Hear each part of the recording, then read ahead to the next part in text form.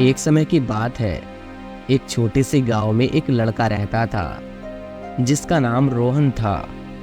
रोहन अपनी आलस्य और महत्वाकांक्षा की कमी के लिए जाना जाता था। उसे समय बर्बाद करने और महत्वपूर्ण कार्य को टालने की आदत थी। उसके परिवार और दोस्तों के लगातार समझाने के बावजूद कि समय का मूल्य समझो, रोहन को उसकी महत्ता का एहसास नहीं हुआ।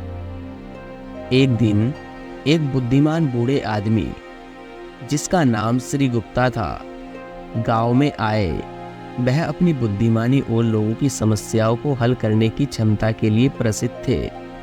जल्दी ही गांव में यह खबर फैल गई और रोहन को भी श्री गुप्ता के आगमन के बारे में पता चला।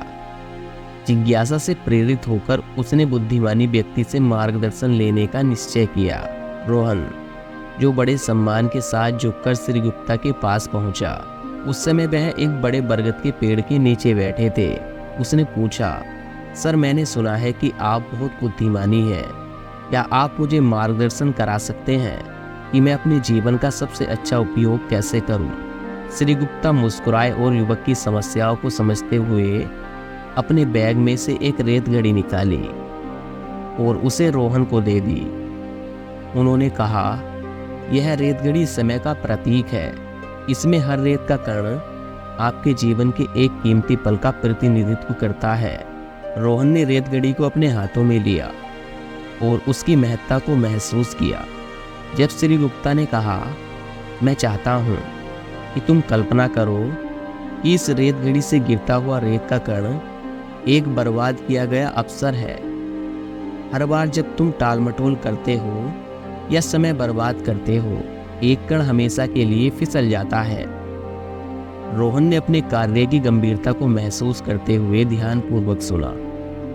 श्री गुप्ता ने आगे कहा, समय एक कीमती उपहार है मेरे बच्चे। यह किसी का इंतजार नहीं करता। हर सेकंड जो बीत जाता है वह वापस नहीं आता। अगर तुम इसे बर्बाद करते रहोगे तो एक दिन तुम पछतावे से भर जाओगे। इससे उत्पन्न चिंता को महसूस करते हुए रोहन ने पूछा, लेकिन मैं कैसे बदलाव कर सकता हूँ? मैं समय का मूल्य कैसे समझूं और इसका सबसे अच्छा उपयोग कैसे करूं? श्री गुप्ता ने गर्मजोशी से मुस्कुराते हुए कहा, यह छोटे कदमों से शुरू होता है। अपने लक्ष्य को निर्धारित करो और अपने कार्य को प्राथमिकता दो। उन्हें प्रबंधनीय भागों में विभाजित करो और उन्हें एक एक करके पूरा करने का ध्यान केंद्रित करो। अपने समय का प्रभावी ढंग से प्रबंध करना सीखो। याद रखो, सफलता उन्हें ही मिलती है जो समय का मूल्य समझते हैं। रोहन ने बूढ़े आदमी की सलाह को दिल से लगा लिया और अपने तरीके बदलने का निश्चय किया। उसने अपने दैनिक कार्यक्रम को व्यवस्थित करना शुरू किया। विभिन्न गतिविधियों के लिए वरिष्ठ समय सीमा निर्धारित की। उसने ध्यान भटकने वाली चीजों को हटा दिया और केवल अपने कार्यों पर ध्यान केंद्रित किया। धीरे धीरे रोहन ने अपने जीवन में सकारात्मक बदलाव देखना शुरू किया। दिन हफ्ते में और हफ्ते महीने में बदल गए। रोहन की नई मिली समर्पण और अनुशासन ने उसे बरसों से टाले हुए कार्य को पूरा करने में मदद की। उसने अपने जुनून को अपनाया और छिपी हुई प्रतिभाओं की खोज की। गांव वाले रोहन में हुए इस अद्भुत परिवर्तन को देखकर हैरान रह गए। समय के साथ रोहन ने महसूस किया कि समय की असली शक्ति केवल कार्य को पूरा करने में नहीं, बल्कि रिश्तों को संवारने में थी। उसने अपने परिवार और दोस्तों के साथ गुणवत्तापूर्वक समय बिताया और उनके साथ बिताए गए क्षणों को सराहा। उसने समझा कि समय एक सीमित संसाधन है और प्रियजनों की संगति में बिताया हर सेकंड एक खजाना है। वर्ष बीत गए और रोहन बूढ़ा हो गया। उसके गांव ने उसकी उल्लेखनीय उपलब्धियों और समय के बुद्धिमानी उपयोग के लिए उसका सम्मान किया। उसने अपनी यात्राओं को युवा पीढ़ी के साथ साझा किया, उन्हें हर गुजरते पल की कद्र करने और अपने जीवन का अधिकतम लाभ उठाने के लिए प्रेरित किया। रोहन की कहानी दूर दूर तक फैल गई और अनगिनत लोगों को उसके समय के साथ अपने रिश्तों को फिर से परखने के लिए प्रेरित किया।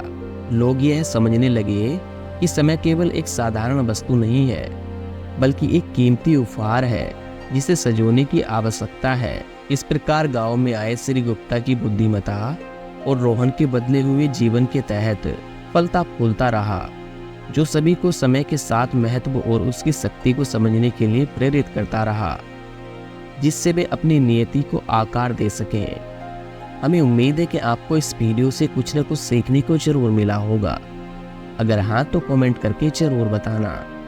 आपको यह वीडियो पसंद आई हो तो इस वीडियो को लाइक करके अपने दोस्तों में शेयर कर देना। तब तक के लिए आप अपना और अपने परिवार का ध्यान रखिए और हमेशा मुस्कुराते रहिए।